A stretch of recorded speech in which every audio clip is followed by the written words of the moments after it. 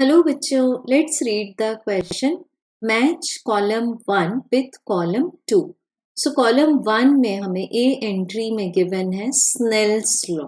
So basically this is also called as Snell's law of refraction. So बच्चों यहाँ हम दो मीडिया कंसीडर कर लेते हैं. Let this is medium number 1 जिसका refractive index है mu1 with respect to air.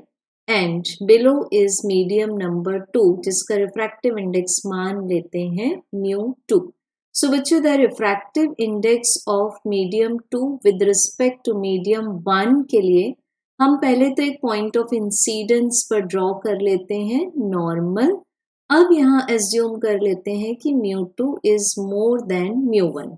It means medium 2 denser है and medium 1 is comparatively rarer.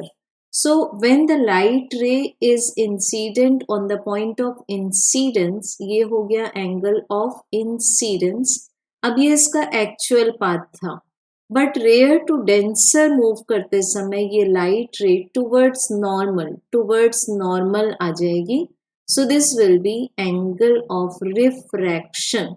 सो बच्चों स्नेल्स लॉ के अकॉर्डिंग हम लिख सकते हैं the refractive index of second medium with respect to first medium is equal to sine I divided by sine R. अब लेंगे बच्चों एंट्री बी इन रिफ्रैक्शन.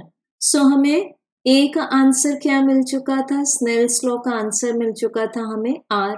अब एंट्री बी के अकॉर्डिंग हमें बताना है कि रिफ्रैक्शन में क्या होगा, तो इसके लिए एंट्री पी ट्रू है. Then entry Q truly satisfy नहीं हो रही अभी बिकॉज टोटल इंटरनल रिफ्लेक्शन के लिए specific conditions are required.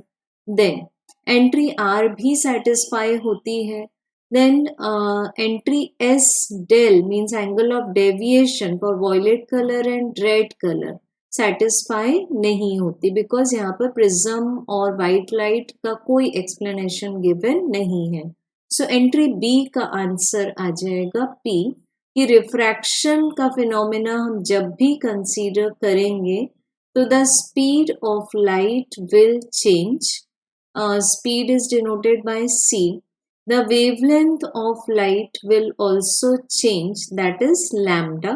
But the frequency जिसको हम डिनोट करते हैं लाइट फ्रीक्वेंसी के लिए nu, this will remain as constant और इट विल नॉट चेंज.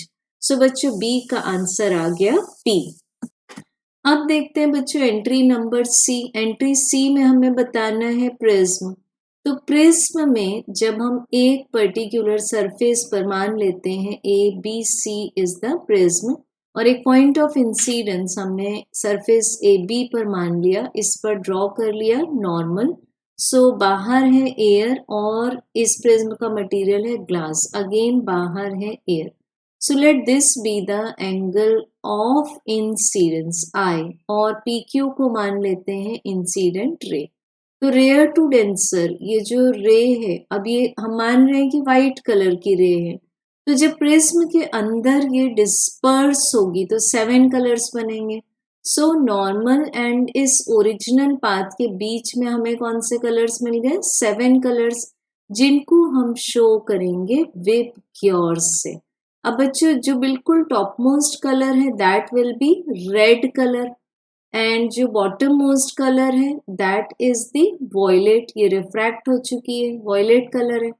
तो रेड कलर का हमें एंगल ऑफ डेविएशन मिल रहा है del R and for violet colour this is del V and practically del V is more than del R. So बच्चों C का answer मिल जाता है एस. रिकॉल करेंगे आंसर्स. ए का आंसर था आर, बी का आंसर था पी. नेक्स्ट देखेंगे बच्चों हम लोग it is the optical fibres. तो ऑप्टिकल फाइबर्स बेसिकली बेस्ड होते हैं, they are based on total internal reflection and इसमें जो हम एंगल ऑफ इंसिडेंस लेंगे, इसमें जो हम एंगल ऑफ इंसिडेंस लेंगे that should be more than the critical angle. अब इसमें मटेरियल्स कैसे लेते हैं हम, central material is called as core and the boundary material is called as cladding and इसमें पॉलीमर शीट से कवरिंग कर दी जाती है. सो हमें डी एंट्री का आंसर मिल जाएगा क्यू. तो करेक्ट सीक्वेंस हुआ RPSQ. Hence we can say that correct answer is option 1. Thank you.